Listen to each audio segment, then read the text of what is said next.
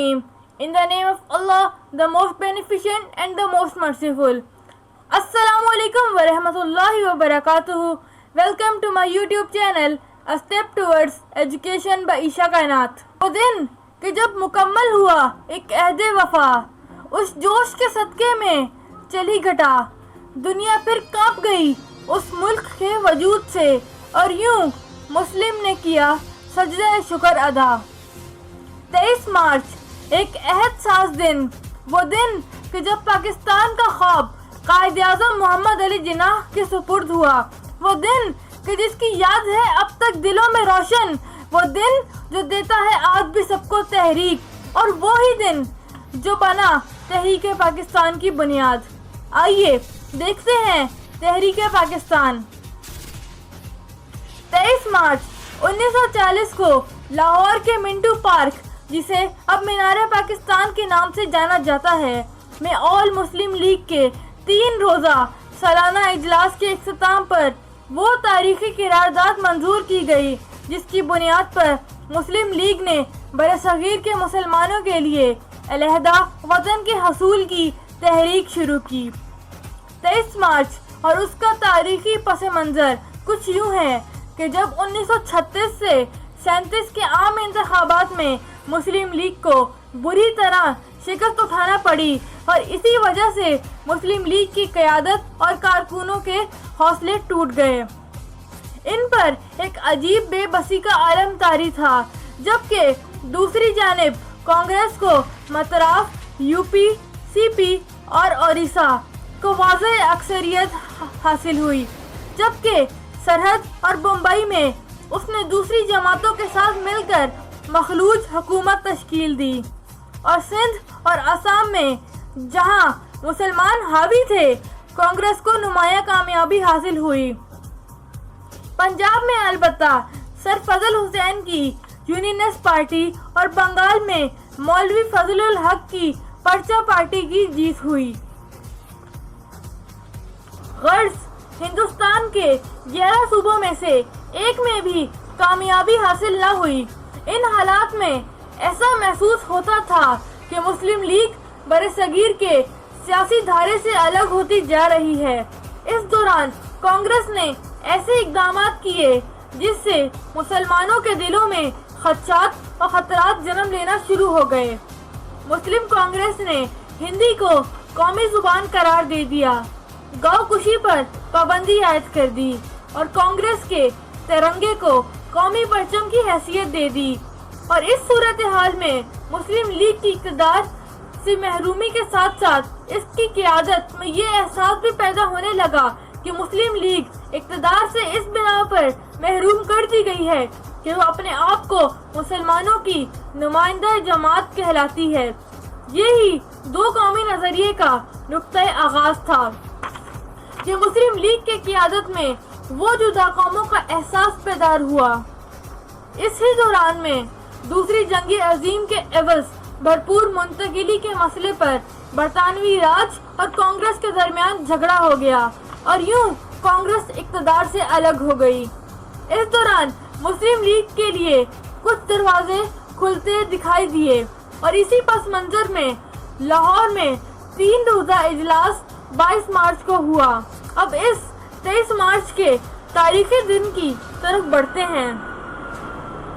बरसगीर के तमाम मुसलमान ऑल इंडिया के झंडे तले जमा थे, जबकि ये सूरत हाल हिंदू अक्सरियती जमात को हरगिज़ कबूल न थी।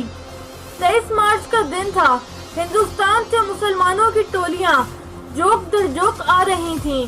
मिंटू पार्क का ग्राउंड खचाखच भरा पड़ा था, और फिर दुनिया ने देखा मुसलमाना हिंद के रहनुमा कायद-ए-आज़म मोहम्मद अली जिन्नाह, लीगी रहनुमाओं, और फिर दुनिया ने देखा मुसलमाना हिंद के रहनुमा कायद-ए-आज़म मोहम्मद अली जिन्नाह मुस्लिम लीगी रहनुमाओं से मुसाफा करते हुए जलसागाह तशरीफ लाए। कायद-ए-आज़म की गर्जदार और रोबदार आवाज सुनने के लिए लोगों का समंदर बेताब था। लोगों ने जबरदस्त तालियां बजाई।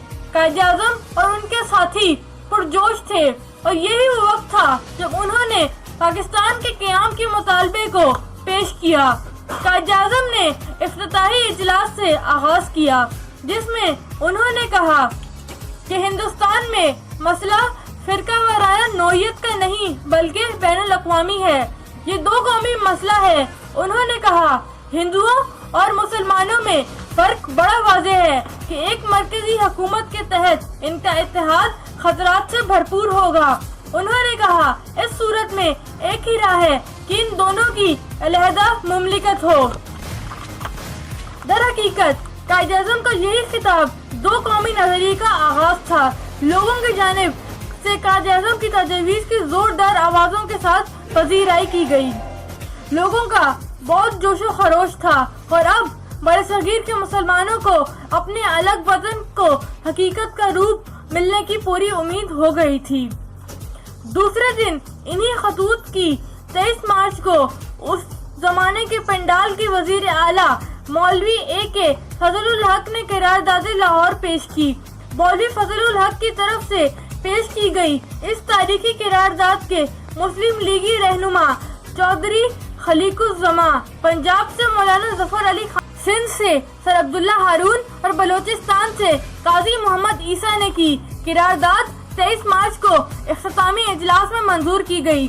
ہمارے لیڈروں بزرگوں کی انتھک محنت اور قربانی سے اسلامی جمہوریہ پاکستان کا قیام ہوا اور یہ آج ہمارے سامنے موجود ہے۔ اسی روز مختلف فوجیوں اور بہترین کارنامے سر انجام دینے والوں کو مختلف اعزازات سے نوازا گیا۔ عسکری کی پریڈ کا انعقاد کیا گیا جس کو شہریوں نے انتہائی جوش و خروش کے ساتھ دیکھا۔ ہمیں اس بات کا اندازہ ہو جانا چاہیے کہ جس ملک میں ہم آزادی سے سانس لے رہے ہیں وہ ہمارے بزرگوں کی محنت کے بدلے میں قائم ہوا۔ اس کی ذمہ داری اور حفاظت ہمارا اولین فرض ہے۔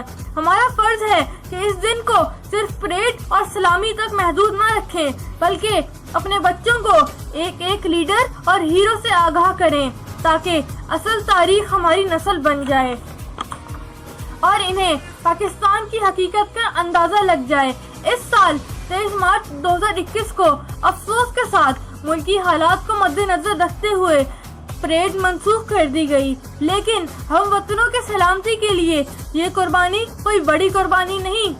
پاکستان کی سربلندی اور پاکستانیوں کی سلامتی کے لیے ہم اس سے بھی بڑے اقدامات اٹھائیں گے انشاءاللہ۔ اللہ تعالیٰ سے دعا ہے کہ اس وطن کو قیامت کے سیر ہونے تک آباد رکھے، آمین ثم آمین۔ خدا کرے کہ میری عرض پاک پہ اترے، خدا کرے کہ میری عرض پاک پہ اترے، وہ فصل گل جسے اندیشہ زوال نہ ہو۔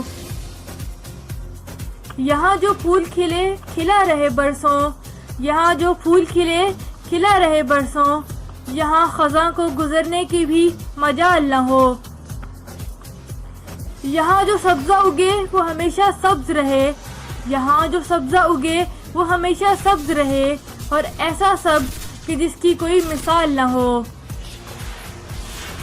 خدا کرے کہ وقار اس کا غیر فانی ہو، خدا کرے کہ وقار اس کا غیر فانی ہو، اور اس حسن کو تشویش ماہ و سال نہ ہو۔ ہر ایک فرد ہو تہذیب و فن کا اوج کمال، ہر ایک فرد ہو تہذیب و فن کا اوج کمال، کوئی ملول نہ ہو کوئی خستہ حال نہ ہو۔ خدا کرے کہ میری عرض پاک پہ اترے، خدا کرے کہ میری عرض پاک پہ اترے، وہ فصل گل جسے اندیشہ زوال نہ ہو، جسے اندیشہ زوال نہ ہو۔